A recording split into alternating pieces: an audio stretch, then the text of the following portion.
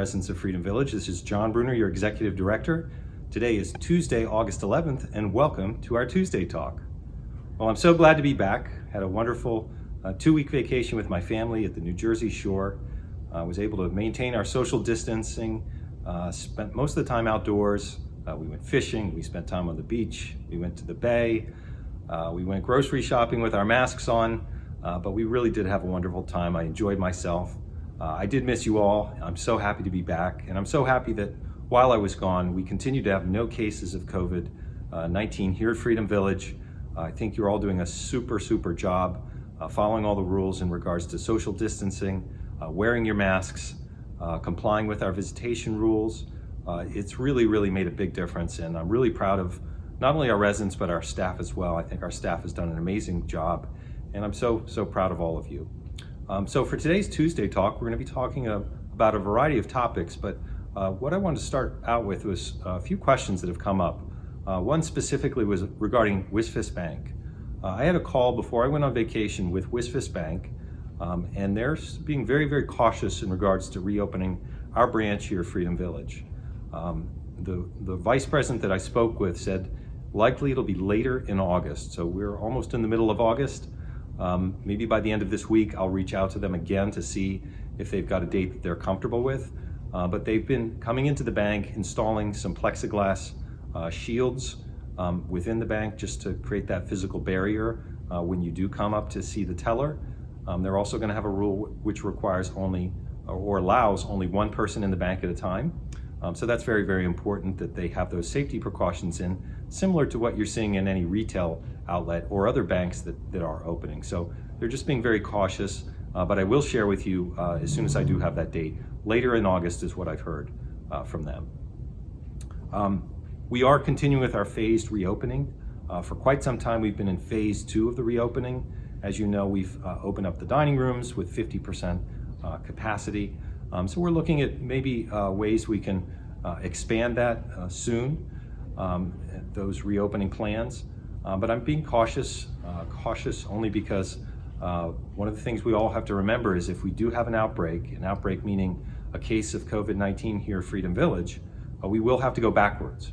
So backwards means instead of becoming less restrictive, our steps would be more restrictive, and we'd have to go back until we became COVID-free again. So the two they call gating criterias are no cases as well as flat or declining cases in our area. So I follow the numbers each and every day in Chester County.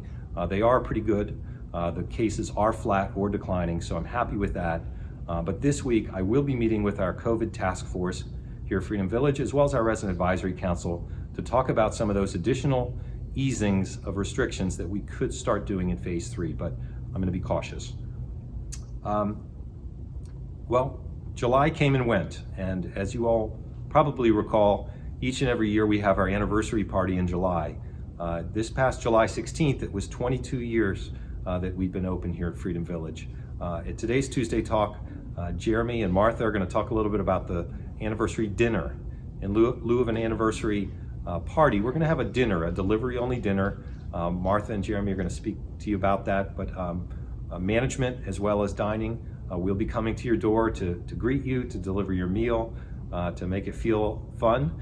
Activities or community life services is going to be involved in that as well, to have some creativity and fun with the event, but we will not be having it in the dining rooms. It will simply be a delivery to your door, but we do want to make it fun, and we're sorry we can't all be together for a big party for the event. Lastly, Jackie Pitcher, our wellness nurse, is going to talk a little today about some tips about wellness, as well as what it's like if you end up in the hospital. We do require quarantining if you end up in the hospital for any kind of inpatient stay. And what that means is if you're in the hospital for a period of time, not in the emergency room, but in the main part of the hospital. So we do require you, when you return, that you do quarantine for 14 days. It's very important.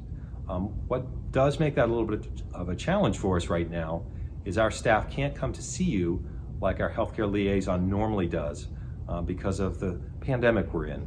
So we'll do our best to communicate with you as well as the case managers that are in the hospital during this time, but unfortunately we are not able to come in and see you like we have in the past if you were in the hospital for an operation or some procedure for an inpatient stay. So just an important thing to remember. Hi everyone, I'm Jane, and I want to take a moment to remind you that it's time to complete the 2020 census. You know, the information you provide helps determine how billions of federal funds are spent in our area. It has an impact on Social Security, Medicare, education, and much more. You should have received a postcard from the census with your ID number, but if you don't have one, you can still complete the census by providing some basic information.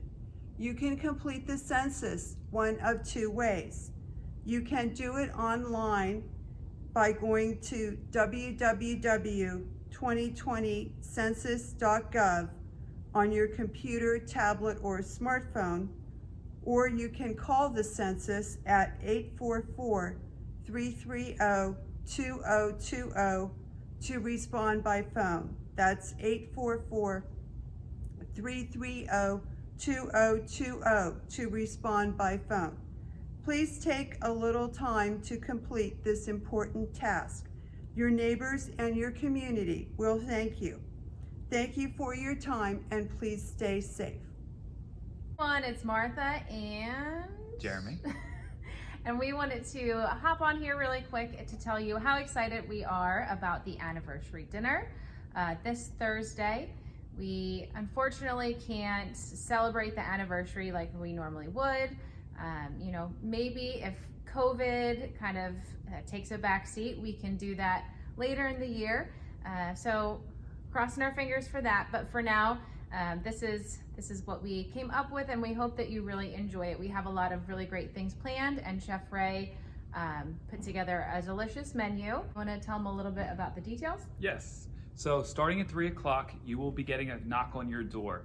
There is going to be a variety of different cars and people coming around to deliver different kinds of treats. Mm-hmm. So it's going to be a fun day. We're excited. Again, Chef Ray played a big part in the menu, putting together a great system. And you'll also see the servers coming around. You'll see some other members of the community coming around to give you something nice. So be available to answer your door. It's going to be a good day. It will be fun. So again, we hope that you really enjoy Thursday's festivities, and we will see you then starting at 3 o'clock. Bye-bye. Hi, it's Karen from the Executive Office. Happy Tuesday to everyone. Today I'm going to talk about the upcoming Shred event. As I've been hearing from lots of residents the past couple of months, since you've been quarantined in your condos until you could come out and enjoy the fresh air, you have been cleaning out your filing cabinets is what I'm hearing, and have loads of papers that need to be shredded. So on Saturday, August 22nd from 10 to 12, we have Shred-it signed up to do a shred event. You will find information regarding this event in the upcoming Bugle. So gather up anything that you need shredded. That includes paper clips can be on the paper, staples can be, papers can be stapled, file folders, etc. If you have any questions, please reach out to me. There will be representatives here that day to help you if you need help taking your bags or boxes downstairs, along with a few of us associates will be here to help also. And the resident shred event will be Saturday, August 22nd from 10 to 12. The second thing I'd like to remind everyone about is the Alzheimer's Walk this year. As you know, we normally walk down by the waterfront in Wilmington, Delaware, but this year our walk will be virtual, meaning we will either be walking around here on campus or at a local park. The date and time are still to be determined, but we will let you know. So I'm looking for walkers. So if you're interested, please reach out to me. And we are also looking for donations. If you'd like to donate, please make your check payable to the Alzheimer's Association and drop your check off to my office, and I will mail it in with our paperwork to be added to Freedom Village's walk team. Again, I'm looking for walkers, and so please come on out and enjoy the fun and fresh air and walking with some of your friends. If you have any questions about anything, please remember the door is always open at the Executive Office, and we are here to assist and help you with your needs. Have a wonderful Tuesday. Hello everyone, this is Jackie Pitcher, your wellness nurse, and I'm just back to give you a few reminders today on Tuesday Talk. The first one is the flu clinic reminder. On September 11th, September 18th, and September 25th, between the hours of 10 and 2, we will have our flu clinic here sponsored by CVS. You do need to sign up prior, and those sign-ups can be found inside the Wellness Center, right outside of the Wellness office. Each date is color-coded to avoid any type of confusion. So when you sign up for that date, the flyer corresponds to the coordinating colored sheet that would follow for that date. Make sure you stop by and sign up so I can see you here in September to get your flu vaccination, hopefully shortly followed by the coronavirus vaccination. I also want to address quarantine. What does it mean to be on quarantine? When you return back from a hospital stay, you're asked to quarantine in your condo for 14 days. That means if you have any meals, they'll be delivered to you in your condo on disposable products.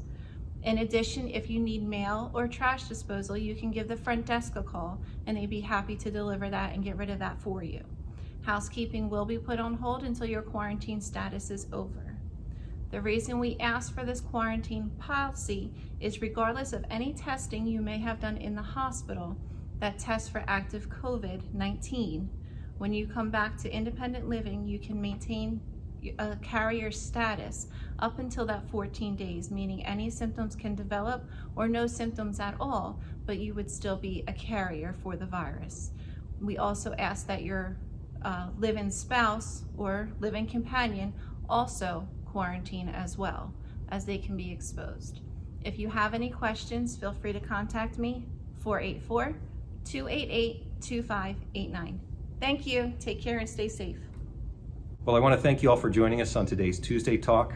I really miss you all. I'm so happy to be back, and I look forward to talking to you next week, hopefully with some new information about our phase reopenings and if we can start implementing more easing of our restrictions going forward. So thanks for joining us today. Have a wonderful day.